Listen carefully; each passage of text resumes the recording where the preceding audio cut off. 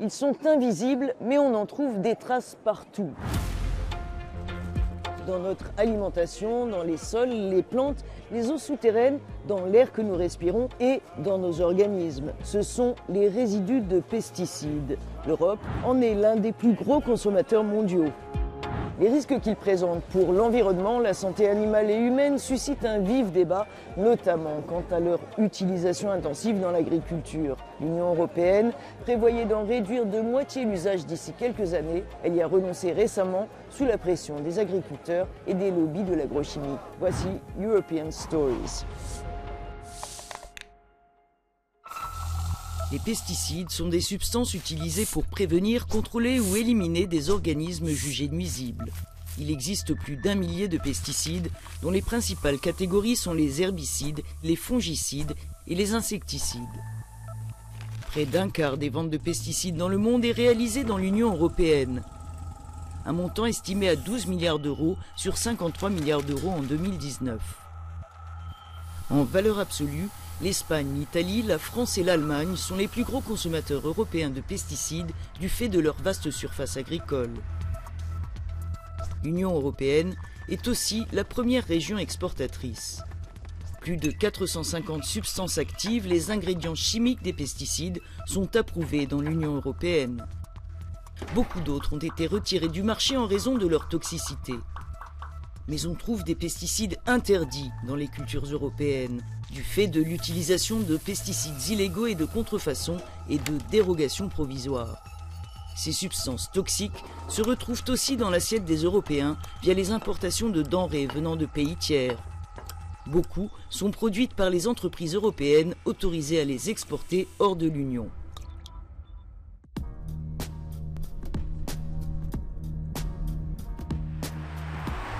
Je suis dans le département de Charente-Maritime, à l'ouest de la France. Il abrite une zone de culture céréalière importante et très consommatrice de pesticides. Les habitants de plusieurs communes de la région ont récemment tiré la sonnette d'alarme. Les cas de cancer d'enfants, dont certains sont morts, se sont multipliés ces dernières années.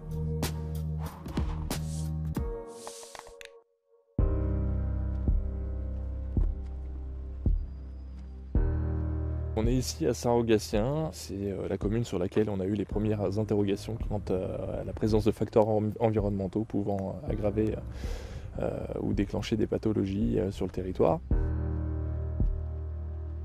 On a eu de l'industrie avec la présence d'une usine enrobée, on a des problématiques de haute tension et surtout énormément de culture autour des habitations et cette agriculture est utilisatrice de beaucoup de pesticides.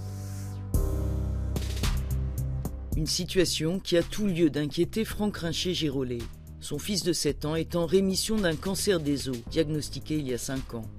Cet ancien chauffeur de bus, aujourd'hui attaché parlementaire, milite au sein d'une association créée par des riverains qui, comme lui, se battent pour déterminer la cause des cancers de leurs enfants.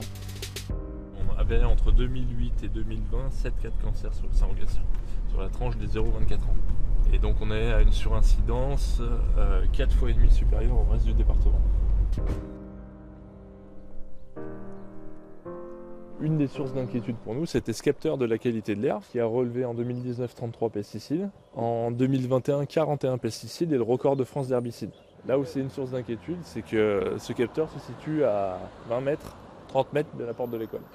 Avenir Santé Environnement s'est constitué suite à l'apparition d'un excès de risque de cas de cancer pédiatrique sur Pierry-Saint-Rogatien. Après avoir multiplié les manifestations et interpellé en vain les pouvoirs publics, Franck et les autres parents de son association ont jeté un pavé dans la mare en octobre dernier en publiant les résultats d'analyses toxicologiques faites sur des enfants de 6 communes de l'agglomération.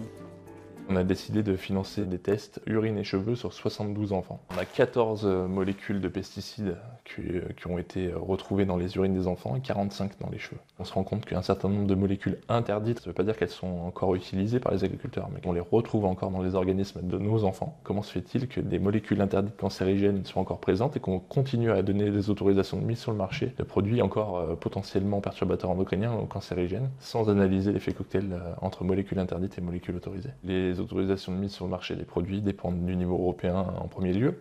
Et on se rend compte que des molécules qui sont autorisées parfois pendant 10, 20 ou 30 ans se révèlent être ou des cancérogènes probables ou des produits mutagènes, reprotoxiques. Ce qu'on aimerait, c'est vraiment qu'au niveau européen, on se donne un objectif de sortie des pesticides de synthèse dans le monde agricole et qu'on accompagne massivement l'agriculture. Donc on peut produire autrement, mais il faut revoir tout le système. Et je pense que plus on va avancer dans le temps, plus on aura aussi une augmentation de ces cas de cancer pédiatrique. Pour notre fils, il est toujours en rémission, mais on vivra toujours avec une épée de Damoclès au-dessus de la tête. J'ai envie de dire qu'on se bat pas pour lui, on se bat pour ceux qui arriveront après. On est passé par l'enfer, notre fils est passé par l'enfer. C'est vraiment l'enfer de voir son gamin branché sous chimio et de voir tout ce que ça implique derrière. Notre enjeu, c'est de sensibiliser l'ensemble des décideurs, puisqu'en fait, on dépend quand même des décisions européennes et nationales. Je souhaite vraiment à personne de vivre ce que nous, on a vécu avec notre fils. Mais des fois, je me dis que s'il l'avait vécu, il changerait peut-être les politiques qu'ils sont en train de mettre en place.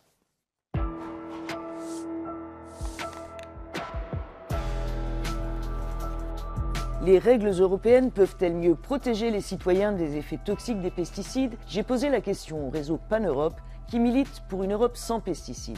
The European legislation on pesticides is indeed one of the best of the world, but it's not properly implemented. One example is the directive on the sustainable use of pesticides, which puts as a priority to put in place all preventative measures to avoid the need to use pesticides.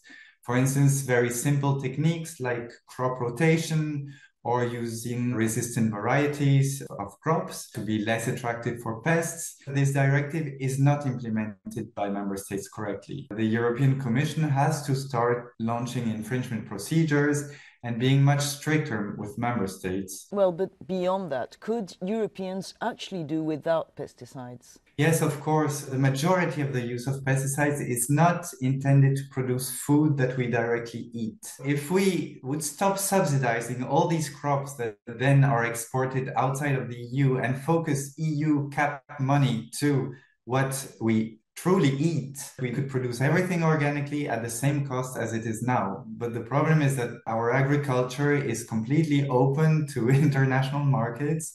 And all this cap money, which is 1/3 of the EU budget, is going directly in the pockets of the pesticide industry, the fertilizers, and also to subsidize exports, which is really not feeding citizens.